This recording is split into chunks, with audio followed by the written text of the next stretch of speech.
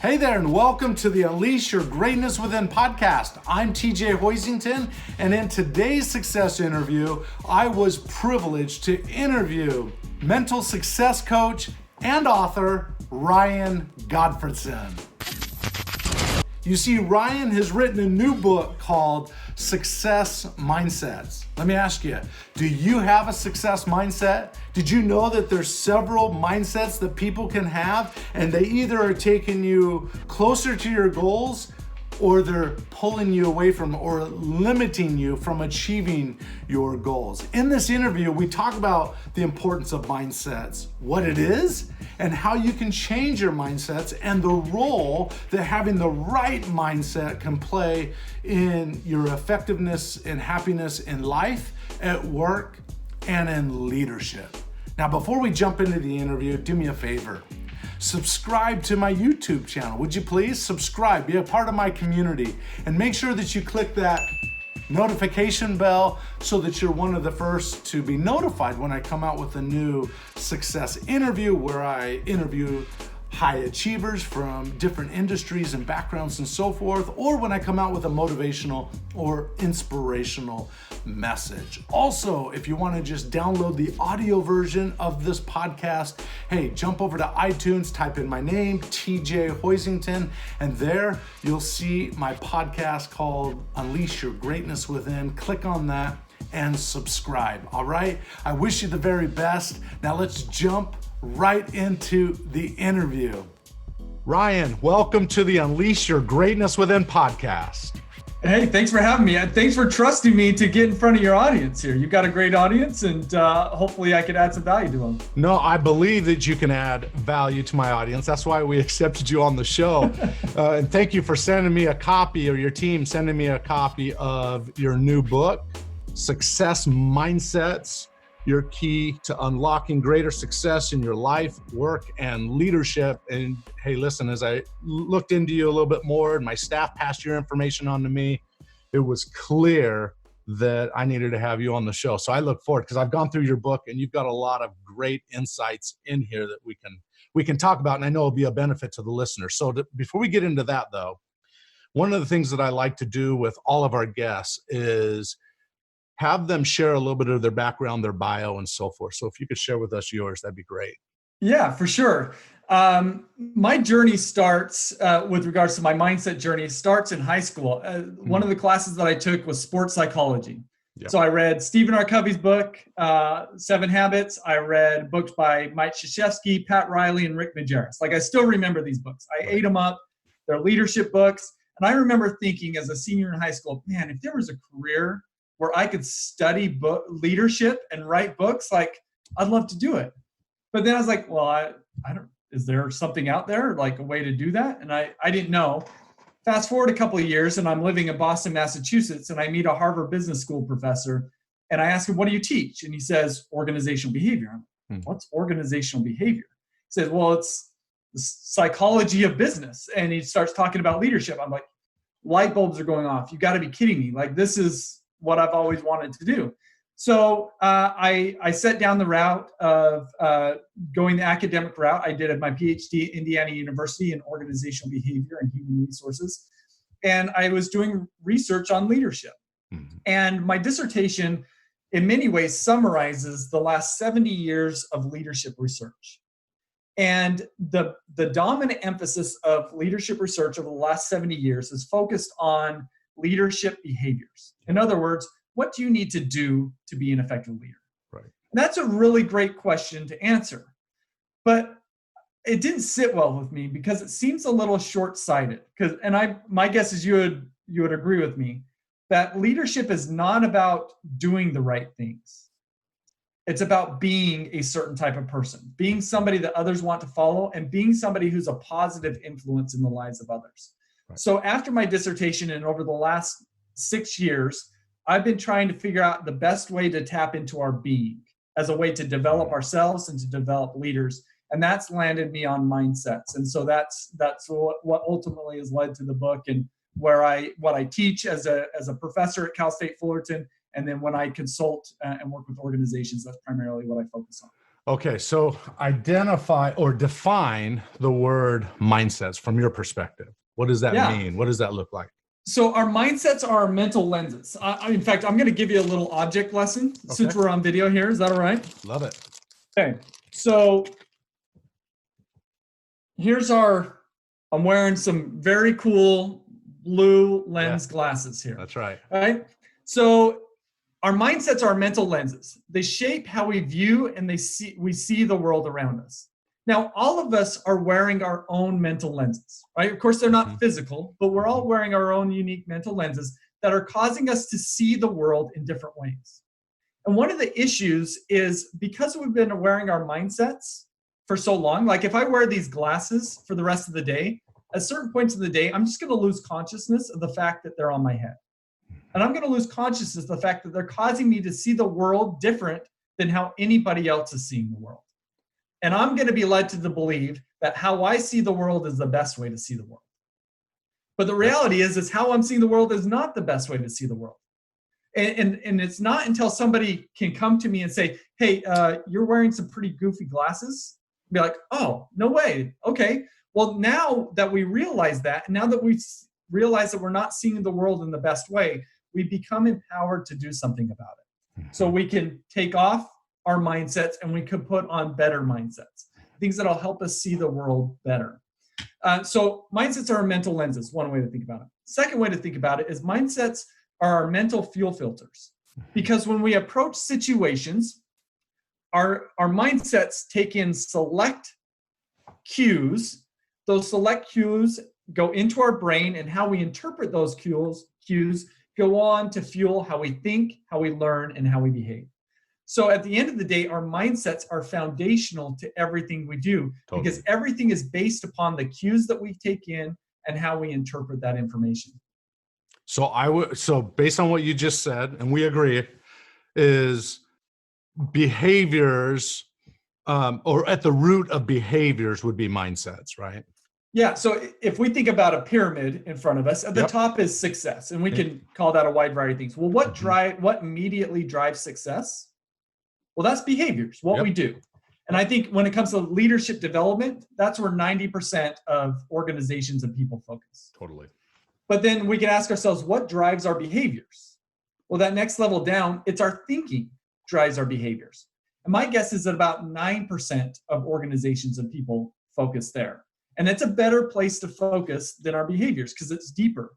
But then most people stop there. 99% of people stop there. We can ask ourselves, what drives our thinking? And that's our mindsets. You see, if we try to shift forward our thinking and our behaviors, and we don't talk about mindsets as a part of our personal development, our prevailing mindsets will continually resist the shifts that we're trying to make in our thinking and our behavior. And ultimately, our development is going to be a frustrating experience for us. A much more natural way to develop us is to push forward our mindsets. As we do so, our thinking and our behavior and consequently our success will naturally follow those shifts in our mindsets. Totally makes sense, right? And that's the root. So I call it in one of the first CD sets that I ever put together back in 1999 was called The Power to Shape Your Life. And CD number 1 was beliefs, the embryo of greatness, right? That at the core, it's at the belief level. And I noticed in your book, you used a word that I use a lot, which is interpretation, right? Our perspective of the world. And you brought up that we are constantly filtering our world. And just for the audience's sake, our mind does 3 things.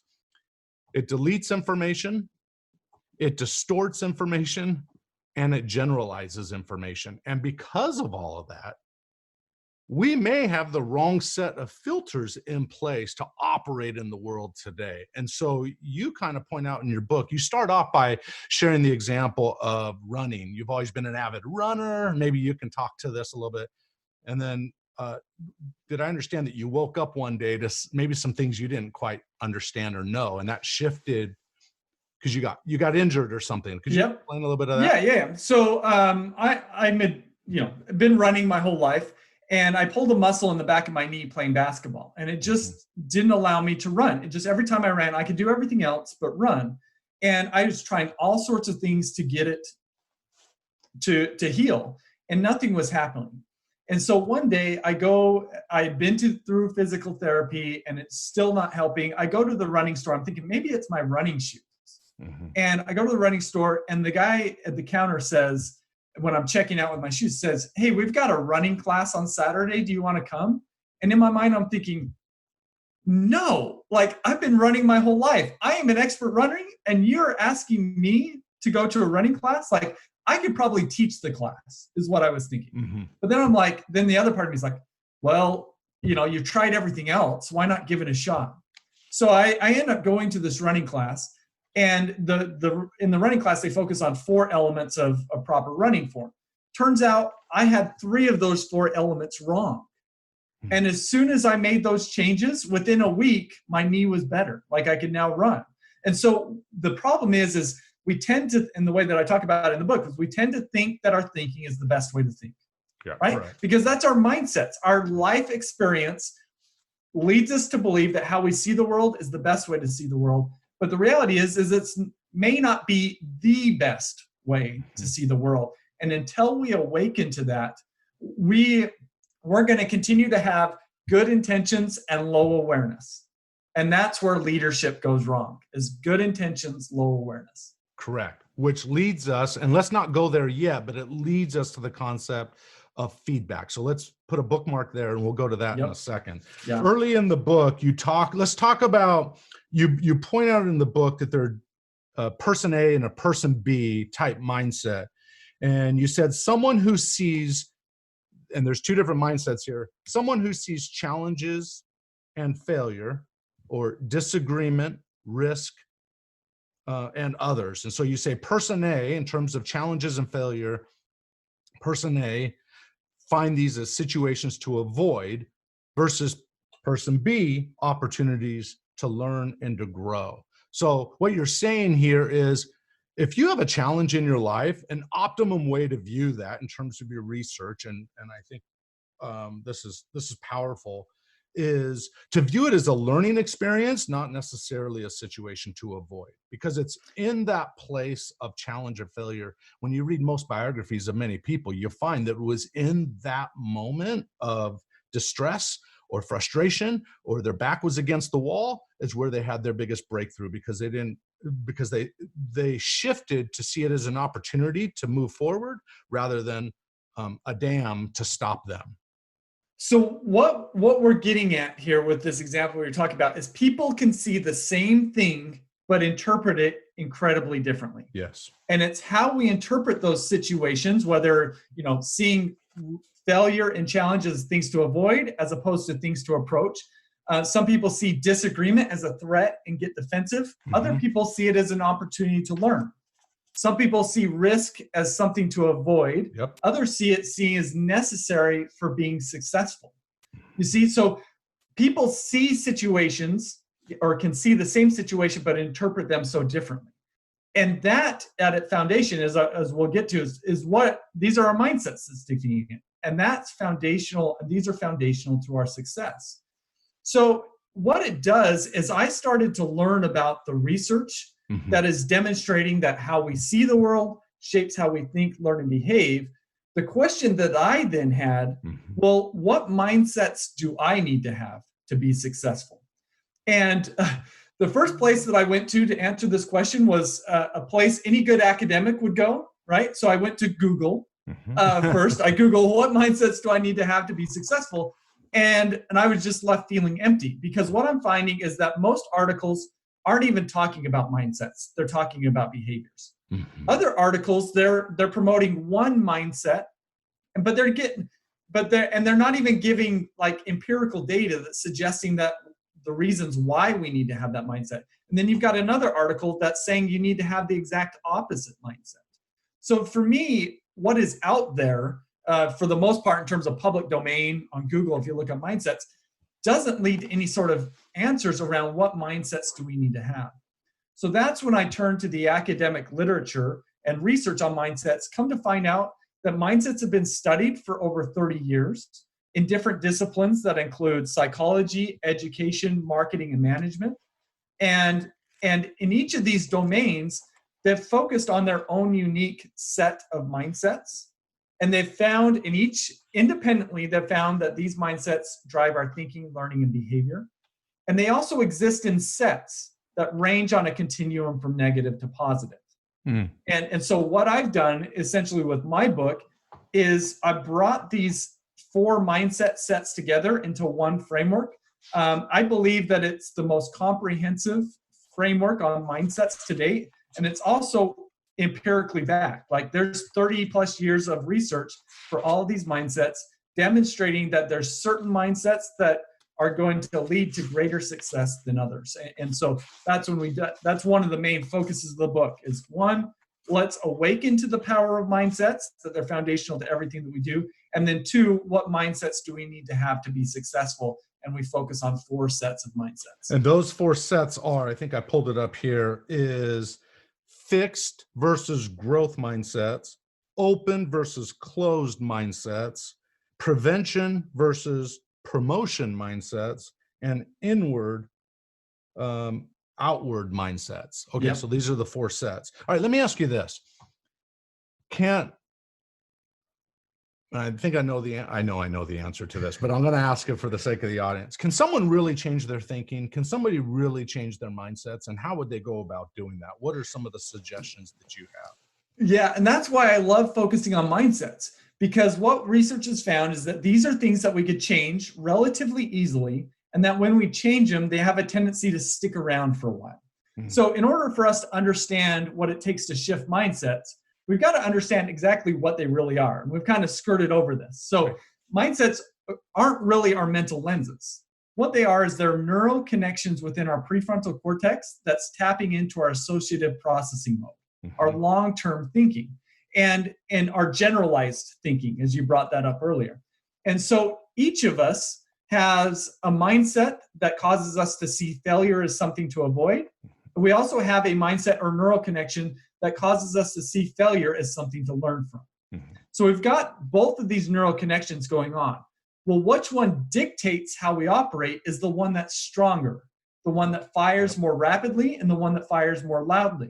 Mm-hmm. And so if we've got a mindset, a negative mindset neural connection that's really strong, that has us seeing failure as something to avoid, what we need to do is we need to decrease the strength of that neural connection and increase the strength of the more positive mindset neural connection. And so what that means is we've just got to work out those more positive mindset neural connections. We've got to engage in small interventions that repeated over time. I mean, this is really just hitting the gym for our brain. Yep. It's just, we can't expect to be strong and buff and cut without regular practice at the gym. But what some of these interventions, examples that we found is writing 2 paragraphs, watching a 3-minute video, engaging in a 15-minute training, listening to a podcast. These are all examples of small interventions that what research has found lead to effects up to 2 to 4 weeks. Mm. So that's great. We see effects on an immediate basis, but what happens if we start stacking these interventions on top of each other? Yep. That's us hitting the gym, and in relatively short amount of time, just repeated positive interventions causes us to shift our mindsets to become more positive. I love that. I've been teaching that for years. Here's what I often tell my audience is, so I talk about upgrading your operating system. You upgrade your phone, you upgrade your computer regularly. Well, we got to do that with our mind. So then the question is, well, people ask, well, how do you do that? And I love that you have it in the research in the book.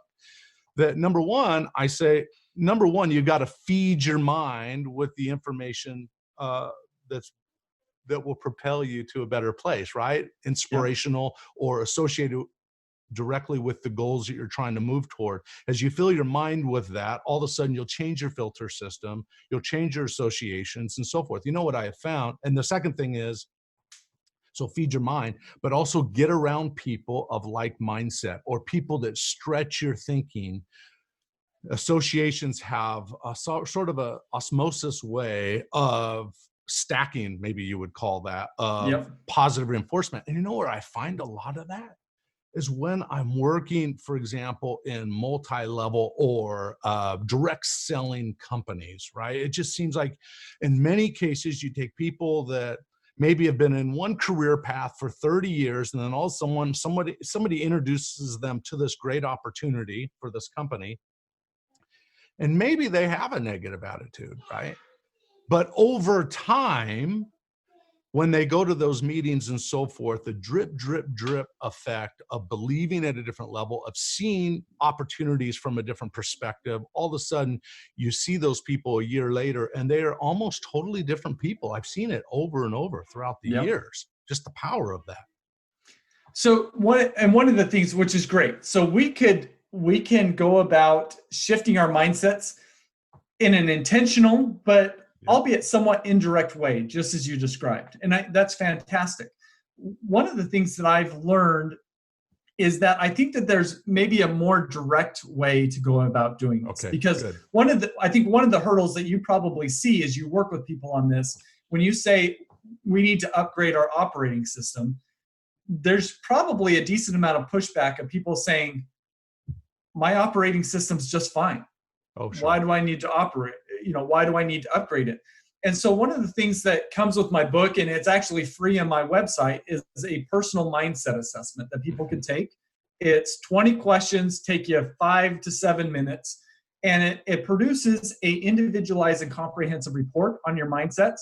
And what it's doing is it's comparing your current mindsets with 10,000 other people who have taken the assessment. Mm-hmm. And it's giving you really objective data about the quality of your mindsets across each of these 4 mindset sets. Mm-hmm. So it does is it helps you identify where you are and where you need to go. But to me, that's half the battle, because we need to understand where we're at, that we may have areas for improvement.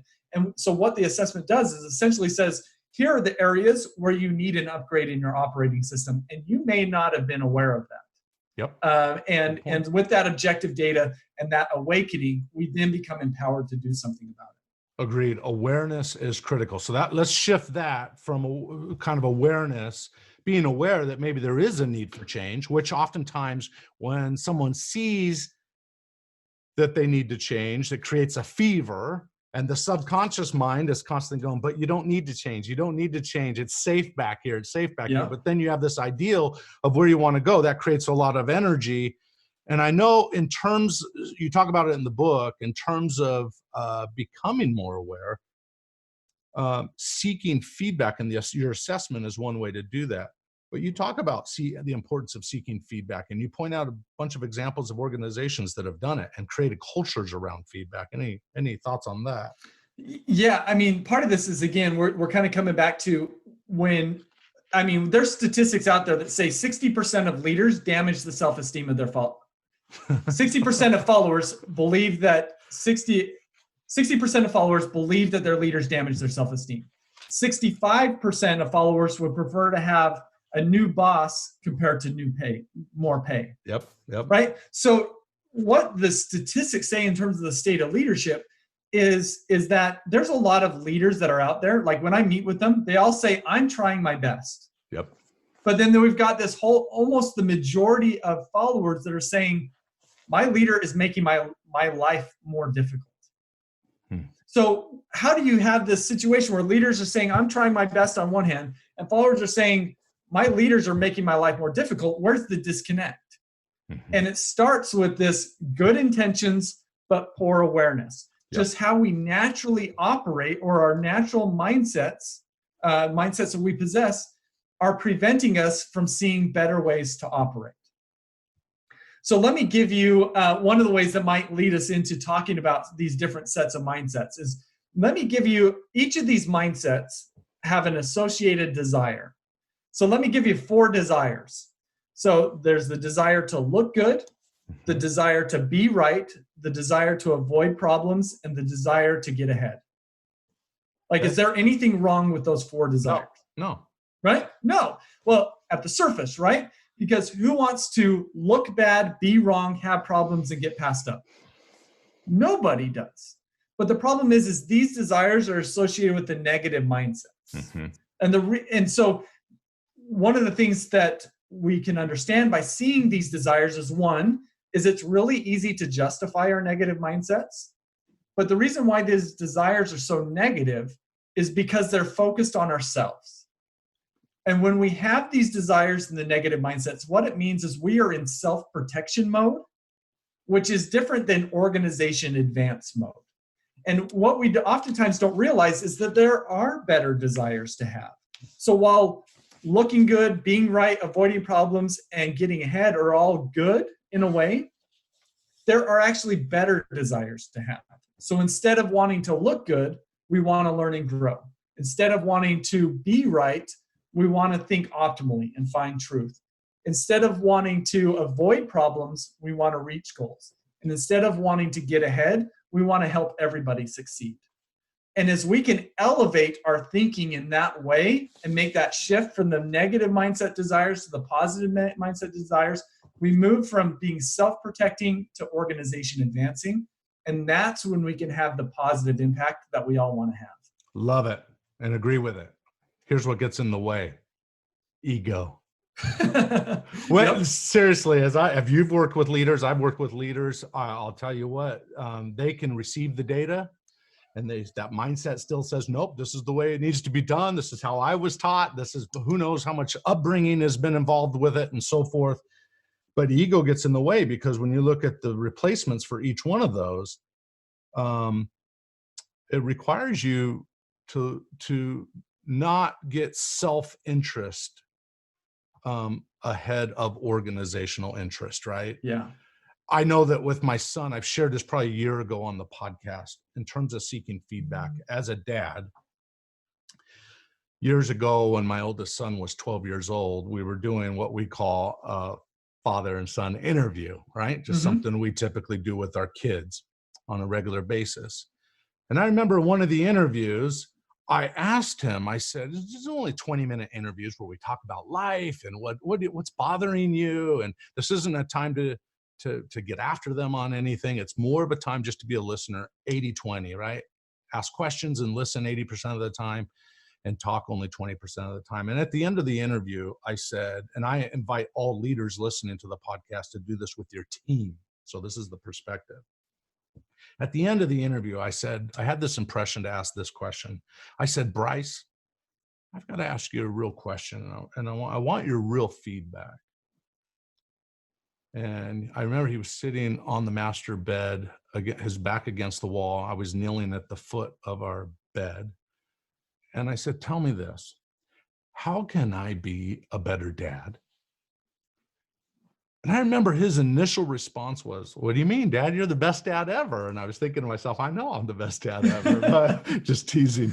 But I said, no, really, Bryce, tell me, what can I do better? And he paused and he looked down and he says, you know, Dad, it seems like lately you've been kind of snappy with the family or whatever. And I realized at that point that whatever it was, stress or habit or whatever, was getting in the way of truly connecting with my family at a deeper level. And he called me out on it. Well, I've often invited leaders to do the same thing. How can I be a better leader? And unless a leader can be humble enough to say, you know what, maybe the people around me can give me some good feedback that can help me be more effective. Did you do any research on any of that? Well, let me give you an example of this that Perfect. I highlight in my book. There's a guy named Benjamin Zander. He's the founder and conductor of the Boston Philharmonic Orchestra. Has a great book that he wrote with his wife called The Art of Possibility. And he's got a great TED Talk as well. And he tells the story at the end of his TED Talk and in greater detail in his book. But as a conductor, his approach to conducting was, for the first half of his career, was the stereotypical conductor, this authoritarian leader. And he said, the way that I saw my people was not as people, but as instruments, there to play the music the way that I wanted it to be played. Then he says, but I had an epiphany. And the epiphany was, although I may be the face of the CD or the album, I don't play a note. And he said this caused him to change. And the change was, rather than seeing his people as instruments, he saw them as people. And his job became not to get them to play the music the way that he wanted it to be played, but to get them to play the music that they were best, in the way they were best capable of playing it. And what he says about this is he says, this is how I judge success. Is I judge success by shining eyes. And he asks a beautiful question. Who am I being that their eyes are not shining? And I love that question, because if something is going bad, we should ask that question first. Who am I being that their eyes are not shining? It causes us to look in the mirror before we point our finger out the window to all the things that are going bad. And again, that gets back to good intentions, but low awareness. If we could enhance our awareness, then we could capitalize more on our success. And feedback is one of the best ways to do that, for sure. Awesome. You know, talking about feedback, when I interviewed the authors of the book, 9 Lies About Work, I let me tell you, Marcus Buckingham and his partner in the book, what was interesting about that is they talked about feedback. When leaders seek feedback, if they will do it from a positive perspective versus a beat down perspective, they will get, and they had all these statistics, they will get better results, right? And they talked about Landry, of the coach of the Dallas Cowboys, how when someone would do it in the post-game meeting, someone totally missed a tackle or something, instead of coming down hard and chewing that person out, he pointed out throughout the game all the great things that player did, and then pointed out, hey, by the way, maybe you should do this next time, kind of a thing. And they point out in the book that just the mind goes into fight or flight mode when a leader is criticizing. And I think this is where we have to be careful to some degree with too much transparency. Like Ray Dalio, there's a balance with that. Any good thing can become a vice. And so I know that you talk about radical transparency, and we know that having transparency does increase results, right? You could be walking down the street, see a basketball game going on where people are just shooting the ball. The moment someone comes on and says, hey, let's play a game, all of a sudden, because there's accountability and there's scorekeeping, now it becomes competitive, right? And, and results go up. So there's a balance there. What is have you done any research on the power of feedback too much versus not enough? Anything in between there? No, I mean, just to your point, I didn't focus directly on feedback in the book. We know all of those principles. True, right. And the article that Buckingham and then Ashley, I'm spacing his last name. Ashley Goodall, Goodall wrote. They wrote an article, if you don't want to read the whole book, called The Feedback Fallacy. It's published in Harvard Business Review. I think it's the best article I've ever read on giving feedback. So if anybody's interested. So the primary, one of the things that we dive into, or I dive into in the book, is feedback is one element and a way to create awareness, to improve each of the different sets of mindsets that we focus on. And we've kind of like skirted around and given some different examples. Like I do talk about Ray Dalio in part of the book. I do talk about Benjamin Zander in part of the book. Yep. Maybe would it be beneficial if we just kind of highlighted what each of these different sets of mindsets were and talk about how they affect how we operate? Cool. So as you mentioned, the 4 sets are fixed versus growth. Fixed being negative, growth being positive, closed versus open, prevention versus promotion, and inward versus outward. Yes. And all of these mindset sets are foundational to everything that we do, and they cause us to see the world differently, and because we see the world differently, causes us to think, learn, and behave differently. So with regards to fixed and growth, the difference between the two is in our belief about our ability to change. Yes. You see, when we have a fixed mindset, we don't believe that we can change our talents, abilities, and intelligence. But when we have a growth mindset, we do believe that we could change our talents, abilities, and intelligence.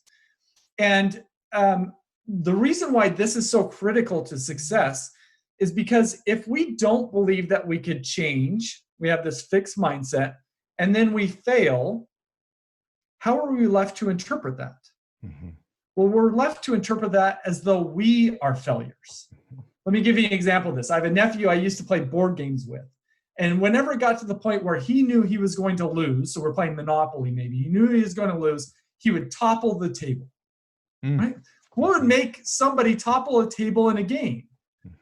It had to have been a fixed mindset that said, if you lose this game, you are a loser. right? And so when we have a fixed mindset, don't believe that we can improve, our primary focus becomes on looking good. We want to validate ourselves. We run away from challenges because there's a likelihood that we're going to fail. And if something doesn't come naturally to us, we're going to want to change directions, which usually isn't a great thing. Mm-hmm. But somebody with a growth mindset, somebody who believes that they can improve, well, instead of focusing on how they look, they focus on learning and growing and performing and excelling. They believe that they can change. And so because of that, they are willing to take on challenges. They become willing to persist in the face of obstacles, and they're more likely to engage in effort to reach success. So over 30 years of research on fixed and growth mindsets have led experts to say that it's the most important factor that leads to success, because it's the only thing that will allow us to take on challenges. And if we can't take on challenges, we're never going to reach success. So that's the first set. Does that make sense? Totally makes sense. Gotcha. The next set is the difference between closed and open. So when we have a closed mindset, we're closed to the ideas and suggestions of others. And when we're open to others' ideas and suggestions, and we're willing to give them time and thought. Now, a open mindset doesn't mean we just run with whatever ideas people give to us.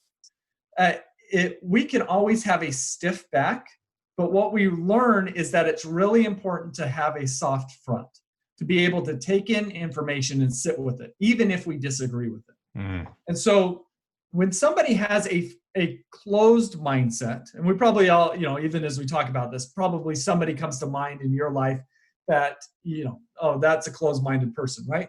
But I think, hey, not to be controversial, but I think that's much of the culture right now. Closed a little bit, right? Yeah, open and closed mindsets.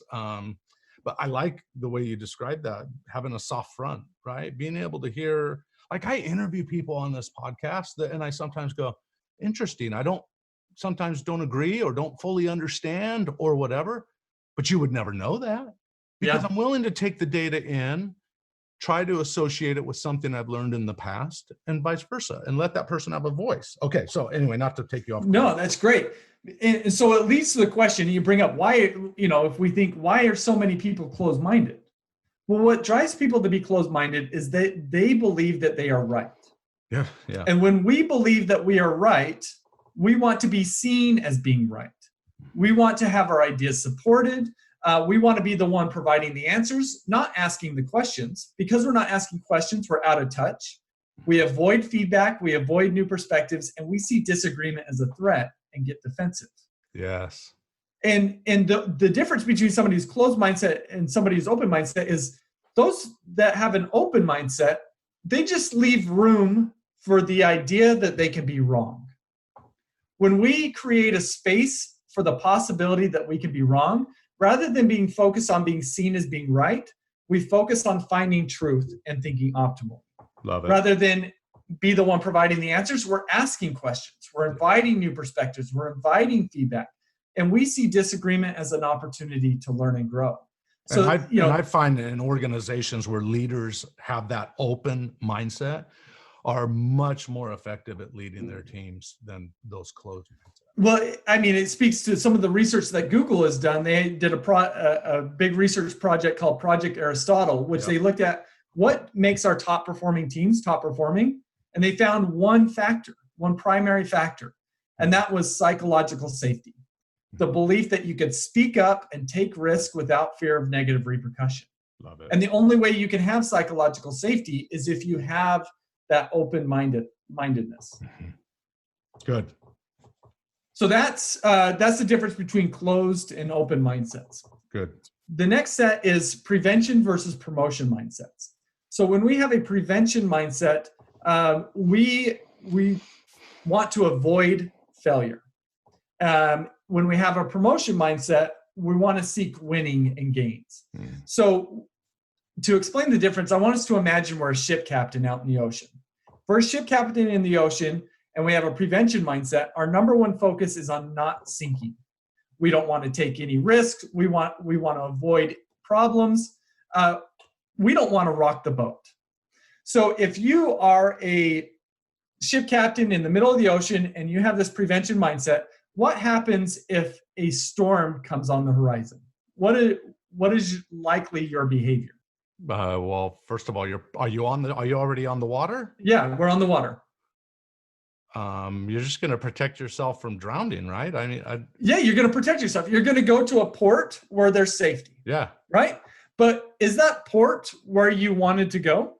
Not necessarily. Not necessarily. Because of your fear, you may go to a different port, not the one you intended, because of your fear that you probably wouldn't make it to the port you're intending, right? Yeah. So you end up in a destination that you didn't intend to go to. And that's when we have a prevention mindset. Mm-hmm. When we have a promotion mindset, it's not that we're not concerned about seeking. Our number one focus becomes on reaching our destination, or at least making progress towards that. So when a storm comes on the horizon, we are left to ask ourselves, is that stand between where I am and where I want to go? And if so, that means that we anticipate problems. We batten down the hatches. We become willing to take risks, because at the end of the day, that's where we're headed. Mm-hmm. And we need to get there. So if you imagine like the Pilgrims, if they set out to come to America and a storm comes on the horizon, they've got a prevention mindset. Guys, I don't know if we should face this storm. Let's just go to Portugal and call it good. Mm-hmm. Right? Yep.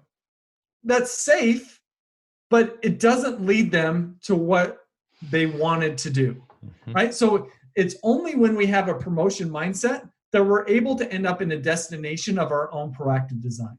Because usually the destinations that we want to obtain, it's going to require walking through storms, going against the current.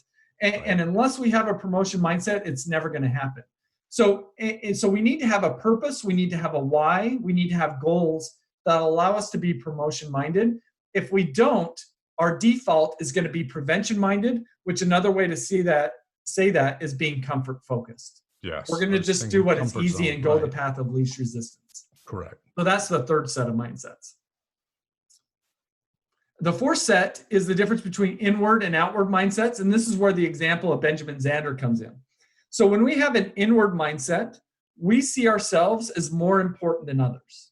Mm-hmm. And when we see ourselves as more important than others, we typically see others as objects. And when we see them as objects, we'll either see them as barriers that are getting in our way, or tools or instruments to advance where we want to go. Mm-hmm. And so we kind of use them or throw them out. But when we have an outward mindset, we see others as being just as important as ourselves. Their needs, wants, and interests matter just as much as our own. And when we have that mindset, we're able to see them as people and value them as such. So when we have an inward mindset, we're like Benjamin Zander, who saw his musicians as instruments. He was seeking the spotlight. He was limiting his players' presence in it. And he wasn't bringing out what was best for them. He was bringing out what was best for himself.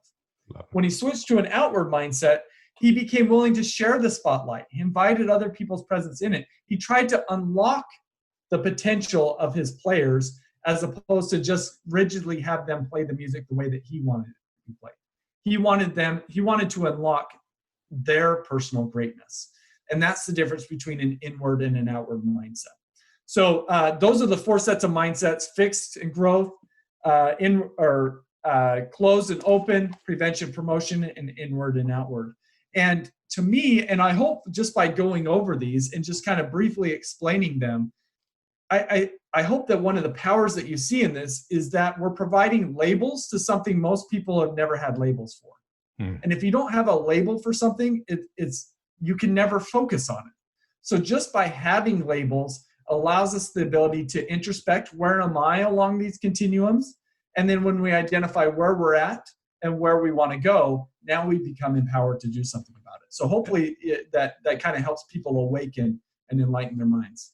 Very good. And I assume they can find out what their four sets of mindsets are by going to your assessment, right? Yep. So go to my website. It's free. And then what would be the URL? And we'll put it down at the bottom. Yeah. RyanGottfredson.com is the easiest place to go. There's a button right at the top that says take assessment, take mindset assessment.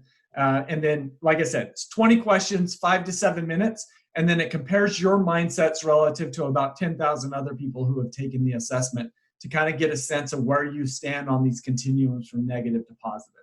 And then Also, it includes information about and ideas about how you can improve your mindset. So what are some of these, we talked earlier about these small interventions that we engage in to shift our mindsets. And there's specific suggestions for each set of mindsets. And then, of course, my book is, as you mentioned earlier, that officially doesn't come out. Ebook comes out in February, physical copy in May. But it's available for pre-order, and that'll kind of encompass all of this information we're talking about. You wrote right here on the printed book, 95, page 95. The header is "Let go of your prevailing mindsets," and you talk about here are some suggestions that may help you let go. First, learn about people who have changed and improved their mindsets. So association, it sounds like.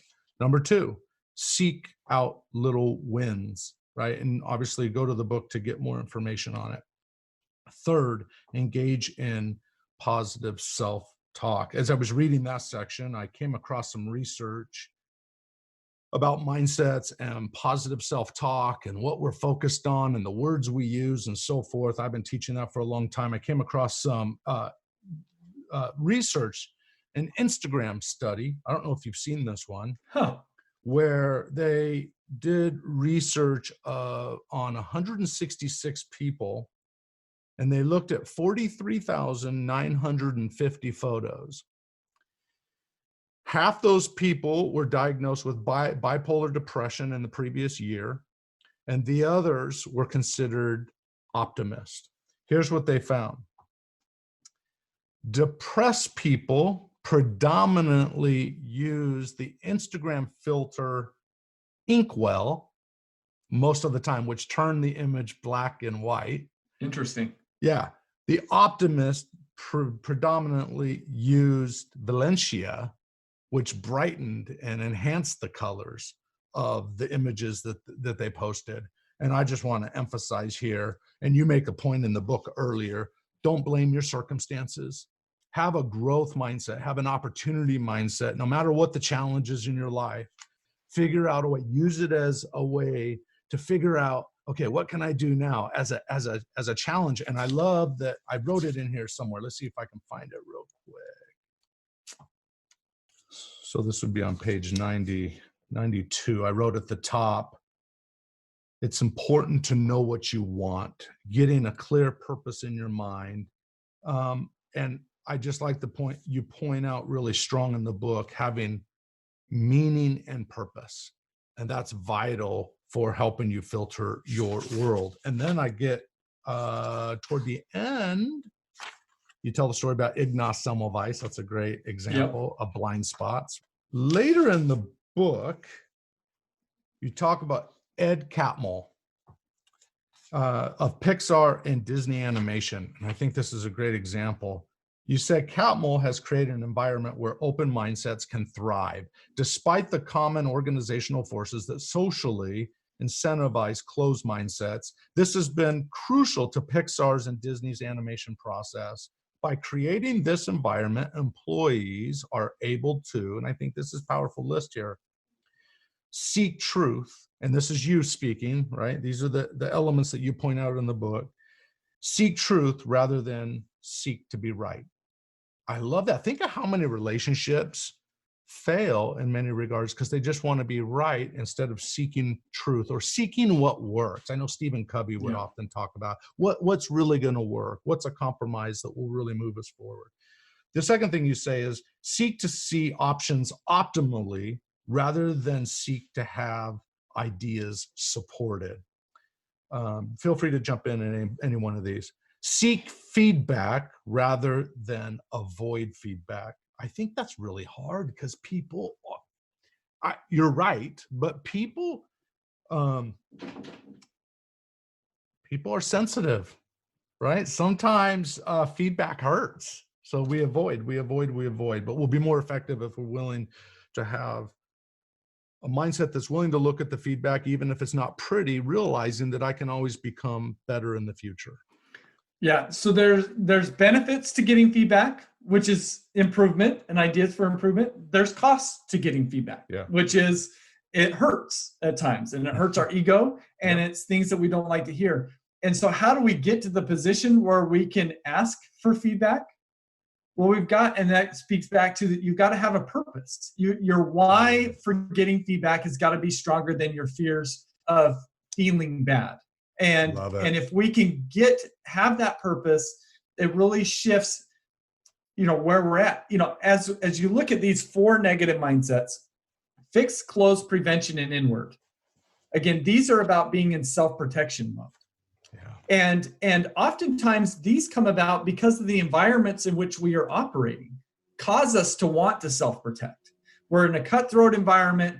Our natural defenses go up. Our negative mindsets kick in. But the reality is regardless of and when we have that happen, we are the passenger of our lives. We're letting the context dictate how we are leading and operating our lives. But the reality is regardless of our context, we can shift our mindsets and we can navigate better. We can become the drivers of our lives. I think one of the most awesome examples of this that just I have to keep coming back to, because I don't think it could get worse than this, is Viktor Frankl. Oh. So Viktor Frankl, only member of his family to survive the Holocaust. Mm-hmm. And he says in his book, Man's Search for Meaning, you can take anything from a person, but the last of their human freedoms, their ability to choose their own will. That's right. And if somebody that survives a concentration camp can say that, like I could say that regardless of what I go through, is I could choose my own will, regardless of what I'm going through. And this, just understanding these mindsets and awakening to them, I hope helps people to take greater ownership of their lives, to develop a greater purpose, so that ultimately at the end of the day, that's the purpose of the book, is help people to become more successful in their life, work, and leadership. And as we shift these mindsets, success will come naturally. When we're stuck in the negative mindsets, and I've been there, there's a reason why I'm focusing on mindsets, because I probably needed the work more than anybody else, is when I was trying to improve without a focus on mindset, it was one of the most frustrating experiences, because I was pulling forward my behaviors and thinking, but my prevailing mindsets were continually resisting that effort. Mm-hmm. It's been such a relief to focus first on mindsets. As I've shifted those forward, the thinking and behaviors naturally follow, and so does the success. So I hope that by just talking about, one, the foundational importance of mindsets, and then two, giving labels to specific mindsets helps empower people to awaken more to themselves and helps them to shift their mindsets forward so they can unlock the greater success that I know that they're seeking.